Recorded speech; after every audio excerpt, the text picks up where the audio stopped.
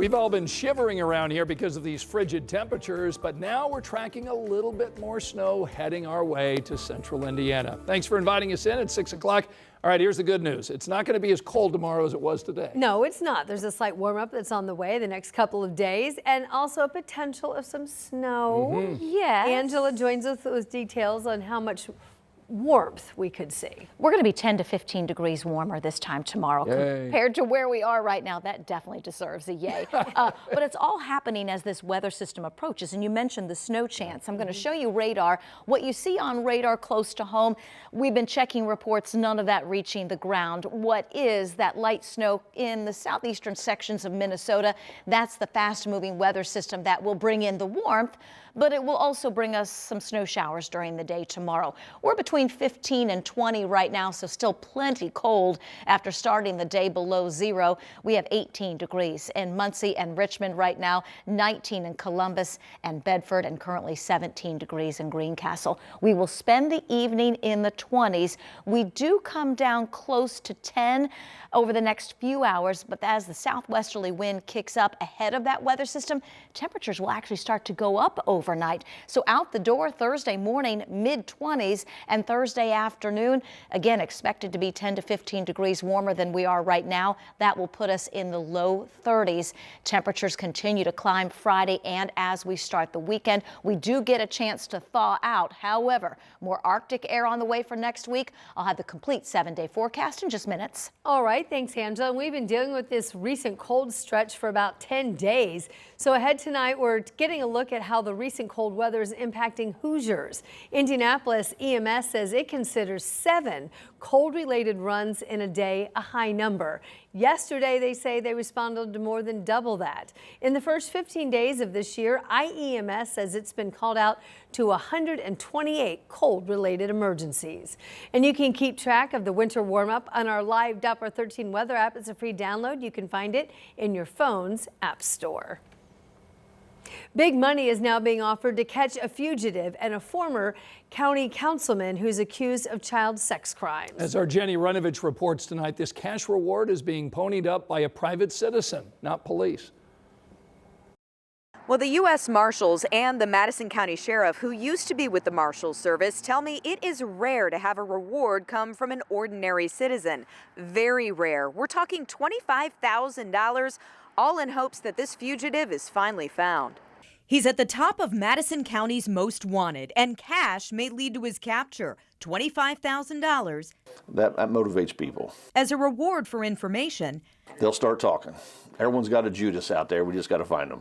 To find 56-year-old Stephen Sumner, a former Madison County councilman and former pastor in Anderson, accused of child sex crimes. He's been on the run since 2023. That's when he didn't show up for a court hearing on 18 charges, including rape and sexual misconduct with a child. But days after announcing a reward, tips are rolling into U.S. Marshals. Anytime you put that kind of money out there, reward, it does generate a lot of tips and interest in the case. I want him brought home.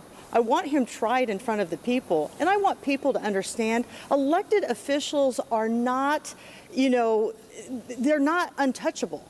The cash incentive came from Callahan, an ordinary citizen, and yes, that's rare. Very rare. In my 30 years with my previous agency, the Marshal Service, I hadn't seen an individual put up that kind of money. And I said, it's very real. And from there, that's when Sheriff Beeman took it to the U.S. Marshals and said, we need to move on this.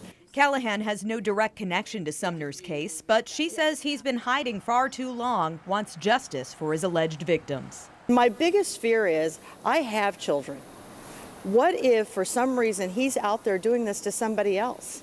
Police say putting up money will get someone to talk. Well, yeah, that's a big motivating factor for a lot of people out there. And could end the cat and mouse game Sumner's been playing for years. In Anderson, Jenny Runovich, 13 News. U.S. Marshals often pay even more for confidential informants and tips besides the reward. If you can help, we've got the contact information for the Marshals Service posted on WTHR.com. Well, tonight at 6, our community is mourning the loss of a 14-year-old girl who was killed on the south side of Indianapolis. Police found DeAndre Clay Staples' body in the snow over the weekend. They say that someone shot and killed her. So tonight, those who are mourning are coming together. They're gathering at the place where she died to honor her life. They're hosting a balloon release. Her family recently told us that she was small, but that she had a big personality. So far, no arrests in the case. Police are asking anyone who might know something about what happened to her to please come forward. At 11, we'll share more from this gathering and have a message from her family. Tonight, we're hearing new claims from former IU basketball players about misconduct from a team physician. This is something we told you about, that federal class action lawsuit that was filed last year. Well, tonight, Samantha Johnson explains why the current athletic trainer at IU in Bloomington is now one of those people listed in the complaint.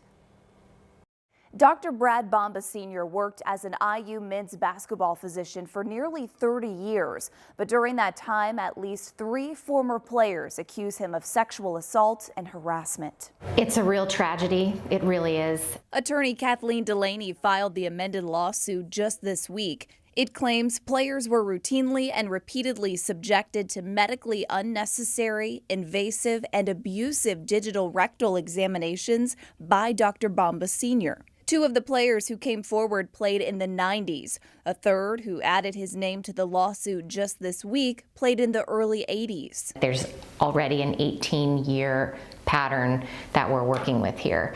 We believe that as many as 100 or more players were victimized. The lawsuit is against the IU Board of Trustees and now names the current men's basketball head trainer Tim Garl as a second defendant. It claims Garl would, quote, assign IU's student athletes to Dr. Bomba Sr. for physical examinations with knowledge that when he did so, Dr. Bomba Sr. would sexually assault those students. We really hope that this case will prompt an examination of their internal policies, procedures, processes, and personnel. Former players can still submit tips anonymously to the university's external investigation. You can find that information right now at WTHR.com.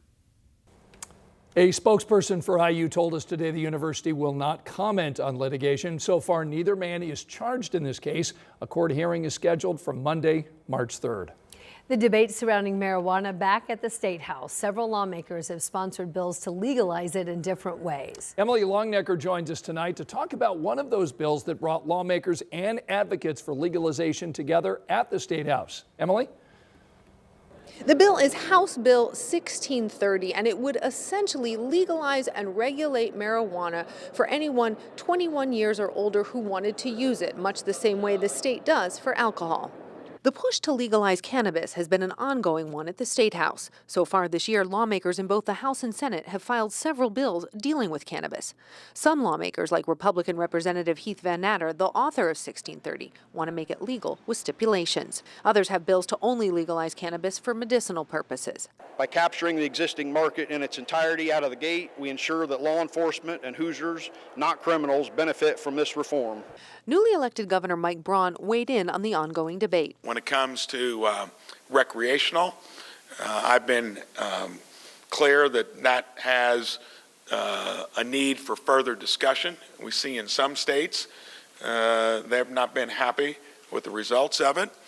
When it comes to medical marijuana, I'm clear on record that I'm going to be amenable to hearing the case for it. Right now, there are at least 3 bills that deal with legalizing cannabis for medicinal purposes. You know, this has been an ongoing conversation in many past legislative sessions, and it looks like it is a conversation continuing in this one. At the State House, Emily Longnecker, 13 News. Not as cold tomorrow with temperatures in the low 30s. I am tracking a couple of snow chances in the 7-day.